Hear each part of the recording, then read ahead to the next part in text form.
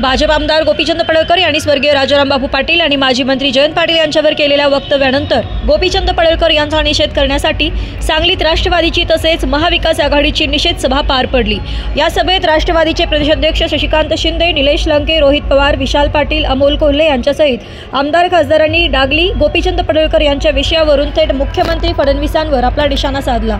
सांगलीच्या स्टेशन चौकात होणाऱ्या या सभेस राष्ट्रवादी काँग्रेस शरद पवार गटाचे प्रदेशाध्यक्ष शशिकांत शिंदे, खासदार निलेश लंके, आमदार जितेंद्र आव्हाड, आमदार रोहित पवार, आमदार रोहित पाटील यांच्यासहित राष्ट्रवादीचे दिग्गज पदाधिकारी सहभागी झाले होते। पुष्पराज चौकातून या निषेध मोर्चाला सुरुवात झाली असून स्टेशन चौकामध्ये या मोर्चाचं निषेध सभेमध्ये रूपांतर झालं। या निषेध सभेत राष्ट्रवादीचे सर्व पदाधिकारी गोपीचंद पडळकर यांच्यावर आपली तोफ डागली। या मोर्चासाठी राज्यभरातून राष्ट्रवादीचे प्रमुख पदाधिकारी आले होते। याचबरोबर सांगली जिल्ह्यातून मोठ्या संख्येने राष्ट्रवादी आणि जयंत पाटील समर्थक सांगलीमध्ये दाखल झाले होते। या निषेध सभेत राष्ट्रवादीचे प्रदेशाध्यक्ष शशिकांत शिंदे, निलेश लंके, रोहित पवार, विशाल पाटील, विश्वजित कदम, अमोल कोल्हे, राजेश टोपे, मेहबूब शेख यांच्यासहित राष्ट्रवादी शरद पवार गटाच्या आमदार खासदारांनी आमदार गोपीचंद पडळकर यांच्या वक्तव्याचा निषेध करत थेट मुख्यमंत्री देवेंद्र फडणवीसांवर तोफा डागल्या। प्रशासनाच्या यंत्रणेला घाबरलेली लोक आली नाही, ती इतर लोक उपस्थित राहिलेली आहेत।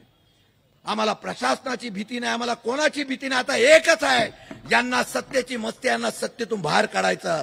शेतकरी या ठिकाणी अडचणीत आहे, युवक अडचणीत आहे। ज्या राजाराम बापू पाटलांनी, ज्या वसंतदादांनी, ज्या यशवंतराव चव्हाणांनी आम्हाला संस्कृती शिकवली, ज्या शरद पवार साहेबांचं नेतृत्व आम्ही मानतो, त्या नेतृत्वाच्या माध्यमातून चालत असताना सुबलाम म्हातार महाराष्ट्र करण्याचा आम्ही प्रयत्न केला। त्यात महाराष्ट्राला आम्हाला संपवण्याचा प्रयत्न होत असेल तर एक लढाई आज सुरू केलेली आहे। यापुढे सांगलीमध्ये ज्या ज्या वेळेला अन्याय होईल त्या वेळेला ही सगळी जनता रस्त्यावर उतरेल आणि त्याला न्याय देण्याचा प्रयत्न करेल। हाच इशारा आम्हाला आज मोर्चाच्या द्वारे द्यायचा आहे। आपण आल्याबद्दल मनापासून या ठिकाणी आभार व्यक्त करतो आणि मी सांगतो, जयंत पाटील एकटे नाही, अख्खा महाराष्ट्र आणि शरद पवार पक्ष त्यांच्या पाठीमागे आहे। जय हिंद, जय महाराष्ट्र।